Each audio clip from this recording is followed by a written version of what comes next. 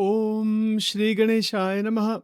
Om Vakratunda Mahakaya Surya Koti Samaprabha Nirvignam Kurme Deva Sarvakarishu Sarvada. Om Ganganapate Namaha Guru Brahma Guru Vishnu Guru Devo Maheshwaraha. Guru Deva Param Brahma Tasmai Shri Gurave Namaha. Om Namah Shivaya Shri Sadgurubhyo Namaha. Welcome to Nitya Satsang. Today is the 14th of December 2024. I want to offer my prostrations to all the great sages and to Bhagavan residing in the heart of every being. We're continuing our examination of basic concepts in Vedanta, Advaita Vedanta specifically, and to continue from yesterday, we were looking at briefly the Mandukya Upanishad. The Mandukya Upanishad has only 12 mantras. It is a very profound Advaitic Upanishad that has been commented on by so many individuals, including Gaudapad, as well as Shankaracharya ji, and so many others afterwards. So today I want to go over some of the essential points in that Upanishad, and we'll go through all 12 verses as time goes on within the next 2 weeks or so. So first of all, the Mandukya Upanishad explains the mystical syllable Om, Omkar or Pranav, as the essence of the entire cosmos and means to realize the ultimate reality, the Brahman. So it breaks down the Omkar into three constituent sounds, the A, U, and Ma. So when we combine them together is Om, the A is waking state. The U sound is the Swapna Avastha. The M state is the M sound represents the sleep state. The silence following the Om represents Turiya, the fourth state, which transcends all states and embodies pure consciousness. So our experience in Prakriti is in Jagrat, Swapna, Sushupti, Avastha.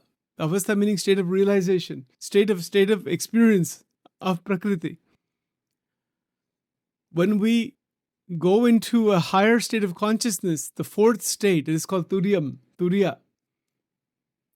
The fourth state is beyond all four of these. See, the Jagrat Avastha is awareness that is directed outward, experience of the physical world through the senses. We have our senses, we experience the physical world. Right? So that is in Jagrat Avastha, waking while right now, we're awake right now. Then Swapna Avastha is awareness turned inwards. It turns inside of us, experiencing a subjective reality through the mind. There's a subjective reality, psychological reality, that is experienced when our awareness turns inside of us, inward. So that is how the Swapna Avastha gets generated. It's very complex. There's a lot more to it, but I'm just going in brief here. And the Sushupti Avastha is a state of unawareness with no desires or dreams. There's no experience in pure Sushupti. It's a deep sleep, a dreamless sleep, characterized by bliss or ignorance of the self. It is Ajnan, it is a root ignorance. There's no Anubhav of the Atma, and there's no Anubhav of anything in that. That is called Sushupti Avastha. And fourth state is Turiya, the fourth state. Turiya means fourth. That is pure consciousness. That is the Atma. It's beyond waking, dream, and deep sleep states. Waking, dream, deep sleep. So Mandukya Upanishad talks about all of this stuff. So it is the unchanging, eternal reality and the ultimate goal of self-realization. What is not changing is that Atma Tattva, the Turiyam. And to be in that state of Turiya is what Vedanta aims towards. It is to awaken out of the three states. The three states are there. They are relatively real, but they are pratibhasika satyam. They are reflected consciousness. And then the world that we see outside, we interact with each other. And so that is a specific type of transaction.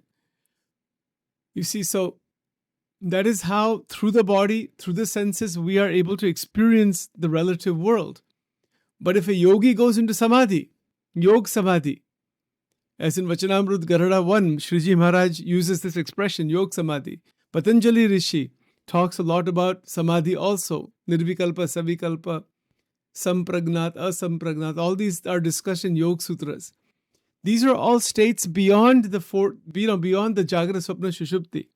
So to be freed from that, from the bondage of these three, is also called Jivan Mukti or Gnan Samadhi. So Gnan Samadhi is where one is living in the three states, but is not stuck anywhere in them. It is as if one is living outside the three states, but they're still present. It's very interesting. We're awake. We're awake right now. But if somebody is in Gnan Samadhi, there is no agitation, no disturbance of any kind. There's no worry, tension, fear. None of those things are there. That is called Gnan Samadhi. That is also called Gnan Pralay. These are all terms. This is from Vachanamrut. But those words are there in Vedanta. They have come from Vedanta or some variations of the Vedantic interpretations. Pralay means dissolution. So Gnan Pralay means, like in Gujarati, we say Gnyanti baddu khotu kari nakhu. Means it's not there. Che par nati. It's there, but it's not there. It's like that mrugjal. You see it. It's something. The reflection is there, but that's not water. So it's nothing really there. Similarly, the world we see outside, the attachments we have, the vasanas we have, the unending fears, all those things, they seem to be there, but they're not really there. It's there, but it's not there. So that state of is there, but not there is called Gnan Samadhi. The state that is not there at all is Nirvikalpa Samadhi. You go into the Samadhi, never come out of the Brahman. Like Ramakrishna Paramans, he went into Nirvikalpa Samadhi for some 12 days or something like that. And body is almost like wood. The body is still alive, can be alive. But if a yogi leaves the body, they can actually leave the body. He's a truly awakened sage, a Paramansa. Paramansa has the capacity to leave this sharir at any point. Think about that. That's what's meant by the Paramansa. In Vedaras, Bhagwan Swaminarayan, he mentioned it this way. Just as a snake sheds the skin and is different from the skin, similarly, the Paramansa has realized the Brahman, has realized the Atma Tattva and can shed the body. The three bodies, physical, subtle, causal, are shed. You see, and then they just are not in this world anymore. This world is not even there for them anymore.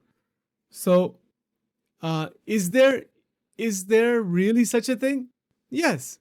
But, to reach that kind of stage, one is beyond the bhavana and the attachments are completely obliterated. It's called the causal body destruction. Causal body is destroyed. Karan sharir no nash. Vachanamrut again says this. That's what Vedanta is teaching us. That to destroy the causal body so that the rebirth cycle stops. The rebirth cycle stops when the causal body goes away.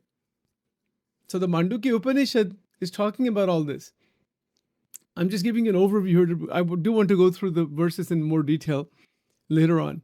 The unity of the self and Brahman is the philosophical essence, the tattvic essence in the Mandukya Upanishad. The Mandukya declares that the individual self, the Atma Tattva, and the ultimate reality, Brahman, are one and the same. The non-duality is the core teaching. That who are you? You are actually that same Tattva.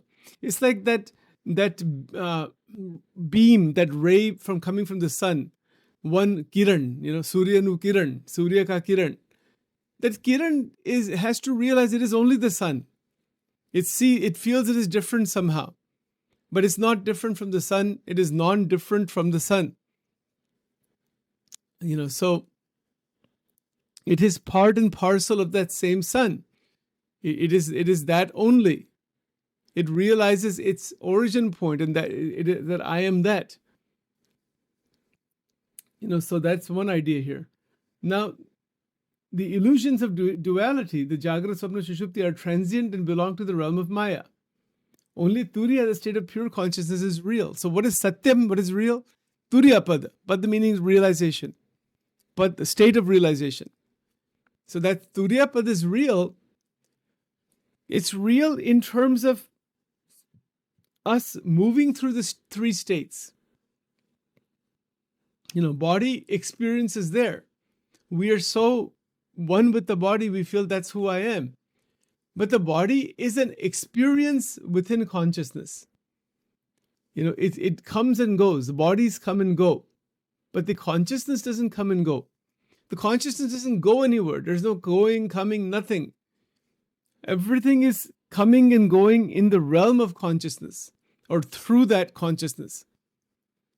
Meaning that is the Atma Tattva. So the Atma doesn't go anywhere. You know how we said that Sharir chhod diya, Atma went from here, went to some different dham, went to different... That's not really true. The Atma doesn't actually go anywhere. The Anubhav for the Atma changes around the Atma. We are using that language because that's what it seems like to us, that the Atma is going from one place to another. The Atma has left the body, has gone into the Swarga Loka, Naraka Loka. That's not what really happens. Really is that the Atma Tattva doesn't go anywhere. It's not even born or created or anything. The worlds are appearing to the Atma. It is a drashta. The world appears to the Atma. And then the Atma functions as a Jivatma. Like for example, the Anubhava of Swarga Loka comes after leaving this body. So meaning that this body is left. This experience of body is that the Atma doesn't go to Swarga Loka or something like that. Aisa bilkul nahi. That's a totally false idea, although we say that. It's that the Swarga Loka appears to the Atma. It's not, like for example, I'm sitting in my room right now. I'm sitting in a room in front of two computers. If I walk 100 feet from where I am east, let's say, did the Atma go 100 feet from here to the east? No, not at all. What happened was that the body and the entire mind and the entire Brahmand revolved around the Atma to give the experience that I am going from here to there. The Atma didn't go from here to there. See, I don't know if that makes sense or not. It's a little difficult thing to understand. It's like almost like, to use an analogy, when we go to sleep at nighttime, are we going anywhere? No, we're just in the bed, right? But whole experience comes about. It's something like that. We're not really going anywhere. There's no real birth or death. There is only this coming and going of these experiences. Brahmand ka anubhav hota hai. Pinda Brahmand se paranija atma, Muktanand ji kehte hai. Pinda Brahmand se paranija atma, jani ki mama guna gave, soi jana sant kahave. A truly enlightened being continues with the body, acts with the body, is realized as Vartal for 11 vachana pota 14 indriyoni kriya potane vishay nathi manta. It continues, but that's not who I am. Kriya continues, the functions continue. The heart beats and we brush our teeth and wash our head and do whatever we have to do with the physical body. We do all that thing. The physical body and its process continues. It's part of Prakriti. But that experience of the body, experience of the mind, and experience of the Jagat, the waking Jagat, then the dream Jagat, and the Swapna, and the Shushupti state, there's no Jagat there. All of this thing is an Anubhav for the Atma created by the Paramatma. The Atma is not going anywhere. The Atma is never born, never dies. It doesn't go from one... It's not in space, time, and causality. That's the whole point of Mandukya Upanishad. Mandukya Upanishad, and particularly Gaudapada's Karika, he talks about Ajatavad, as I mentioned, doctrine of non-origination. That's how it is translated. Of course, there's no origination. When you realize that this entire thing is just a revolution, it's just a projected thing. There's no Jagat actually. Wo hai hi nahi. This is called Ajatavad, doctrine of non-origination. That the idea that nothing is ever born or created, the world is ultimately unreal. So when we realize the Atma Tattva, still the world remains in our experience. इसके साथ कुछ लेना देना नहीं. वो जो है ही नहीं तो इसके साथ क्या लेना देना? जो वस्तु है ही नहीं, इसके साथ क्या लेना देना? You see, so this is the whole point. भगवान स्वामीनारायण स्वयं कहते हैं, मुझे भी न जान जो रे, बीजा माइक सौ आकार, प्रीति तोड़ जो रे, जूठा जानी कुटुंब परिवार, जीव ईश्वर तणो रे, माया काल पुरुष प्रधान, सौने वश करो रे, सौनो प्रेरक हूँ भगवान. This is Vedanta. This is the act. You know that everything is just an appearance. The Atma Tattva is real. It is Brahman. It is Ananda. It is not male, female, not born, not created, doesn't go anywhere. It is Achalam. It is Avinashi. Avinashi tu tad vidhi. The whole Bhagavad Gita is in this. If you look at the Mandukya Upanishad, entire Bhagavad Gita is inside the 12 verses. Bhagavad Gita is only an expansion of these major Upanishads. Okay, let's stop here for now and try to stick to time. Om Dhyanamulam Gurur Murti Mantramulam Gurur Vakyam Pujamulam Gurur Padam Mokshamulam Gurur Kripa Om Tameva Mata Chipita Tameva Bandhusha Saka Tameva Vidya Dravinam Tameva Sarvam Mama Deva Deva Om Durge Rakshini Thaha Swaha. Om Aim Rim Klim Chamundai Viche. Om Aim Rim Klim Chamundai Viche. Om Aim Rim Klim Chamundai Viche. Swaha. Om Divalingaya Namaha. Urdhvalingaya Namaha. Anandalingaya Namaha. Om Dwadash Jyotirlingaya Namo Namaha. Namah Shivaya. Shri Radha Krishna Arpanamastu.